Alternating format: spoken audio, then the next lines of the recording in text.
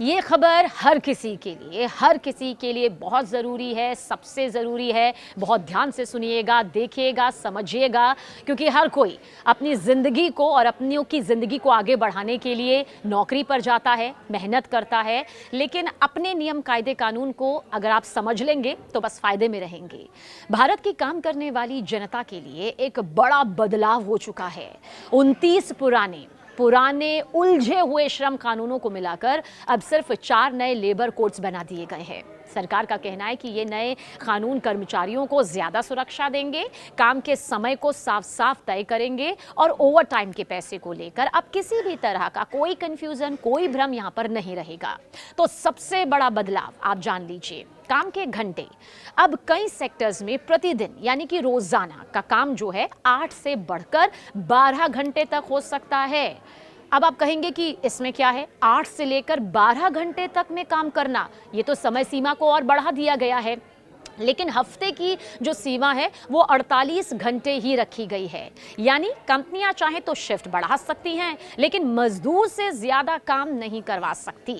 यानी कि जो लोग अपने काम के लिए घर से बाहर निकलते हैं, किसी संस्थान का हिस्सा हैं, वहां काम करते हैं, उनके लिए ये जो आवर्स हैं, ये जो घंटे हैं, वो यहाँ पर तय कर दिए गए हैं। और अगर उससे ज़्यादा अतिरिक्त, जिसे हम ओवर टाइम कहते हैं, वो लिया जाता है तो उसे उसकी सामान्य जो काम करने की सैलरी मिलती है, पैसा मिलता है, दोगुने देने होंगे और ये अनिवार्य हो गया है। सरकार इसे कर्मचारियों के हित में उठाया गया फैसला बता रही है, जहां शोषण रुकेगा और कमाई का मौका यहाँ पर बढ़ेगा।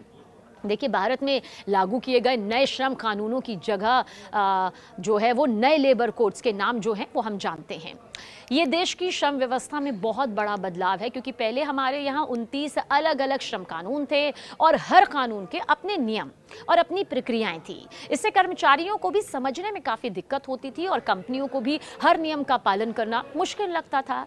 इसी परेशानी को ख़त्म करने और नियमों को आसान बनाने के लिए केंद्र सरकार ने इन सभी 29 कानूनों को समेटकर 4 नए श्रम संहिता तैयार की है। इन 4 संहिताओं में वेतन संहिता, औद्योगिक संबंध संहिता, सामाजिक सुरक्षा और व्यावसायिक सुरक्षा, स्वास्थ्य एवं कार्य दशा संहिता शामिल है। इन चारों ने पुरानी व्यवस्थाओं की जगह अब ले ली है, जिनका मकसद साफ है: कामगारों को सुरक्षा देना, उनकी आय नियमित रखना और कंपनियों को भी नियमों के पालन में आसानी कराना। इन कोड्स का असर भारत के लगभग सभी सेक्टर्स पर पड़ेगा। छोटे उद्योगों को से लेकर बड़े कारखानों तक, सर्विस सेक्टर से लेकर डिजिटल मीडिया तक और यहाँ तक कि बीड़ी सिगार, खदान, कपड़ा और निर्यात उद्योगों तक भी पड़ेगा। इस नए लेबर कोड्स में सबसे ज्यादा चर्चा काम के घंटे और ओवर टाइम के नियमों को लेकर हो रही है। अब नए नियमों के अनुसार देखिए, प्रतिदिन काम का जो समय है वो 8 से 12 घंटे के बीच में हो सकता है। यानी अगर किसी कंपनी को अपनी जरूरत के अनुसार शिफ्ट बढ़ानी हो तो कर्मचारी एक दिन में 12 घंटे तक काम कर सकता है।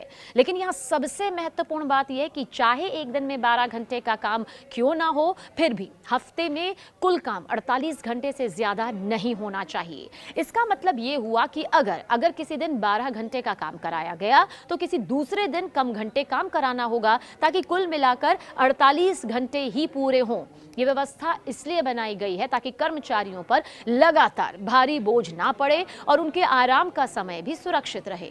अब बात करते हैं ओवर टाइम की। पुराने नियमों में ओवर टाइम को लेकर अलग अलग कानूनों में अलग अलग बातें थी, लेकिन अब वेतन संहिता की धारा 14 के तहत ओवर टाइम पूरी तरह से साफ कर दिया गया है। अगर कोई कर्मचारी तय समय से ज्यादा काम करता है तो उसे उसकी सामान्य मजदूरी से कम 2 गुना भुगतान मिलेगा।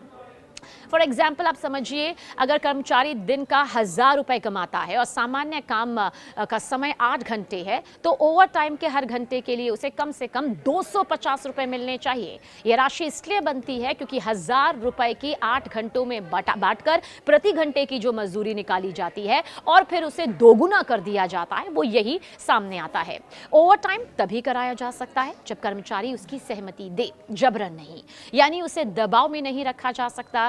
नई संहिताओं में यह भी साफ कहा गया है कि कर्मचारी को लिखित नियुक्ति पत्र देना अनिवार्य होगा। इसका फायदा यह है कि हर कर्मचारी को यह साफ पता होगा कि उसका वेतन कितना है, उसकी भूमिका क्या है, उसे मिलने वाली सुविधाएं कौन कौन सी है और उसकी सामाजिक सुरक्षा का प्रावधान क्या है। और इसके साथ ही अब एक राष्ट्रीय स्तर का न्यूनतम फ्लोर वेतन भी तय किया जाएगा, जिससे हर कर्मचारी को एक निश्चित राशि से कम वेतन नहीं मिल सकेगा। ये पूरे देश में मजदूरों की आय को स्थिर और न्याय संगत बनाएगा।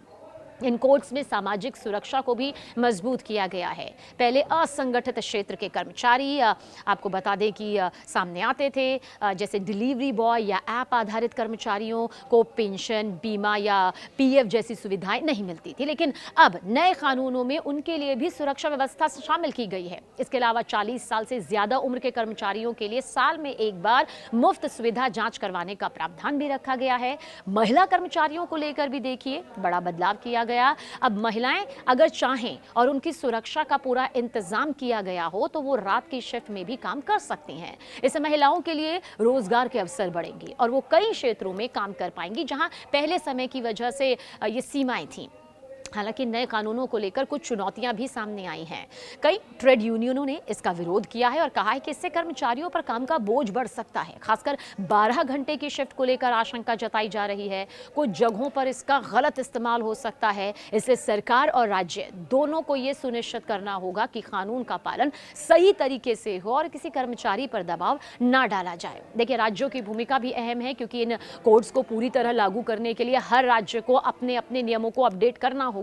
कुल मिलाकर देखें तो ये भारत के श्रम कानूनों में दशकों बाद किया गया एक बड़ा सुधार है, जिसका मकसद रोजगार प्रणाली को सरल बनाना, कर्मचारियों को सुरक्षा देना और उद्योगों को, जाहिर सी बात है, विकास का मौका देना है। काम के घंटे, वेतन, ओवरटाइम, नियुक्ति पत्र और सामाजिक सुरक्षा, इन सभी क्षेत्रों में किए गए बदलाव आने वाले समय में देश के श्रमिकों और इंडस्ट्री दोनों पर गहरा प्रभाव डालेंगे। अगर इसे सही तरीके से लागू किया गया तो ये बदलाव भारत की कार्य संस्कृति को आधुनिक और ज्यादा पारदर्शी बना सकता है।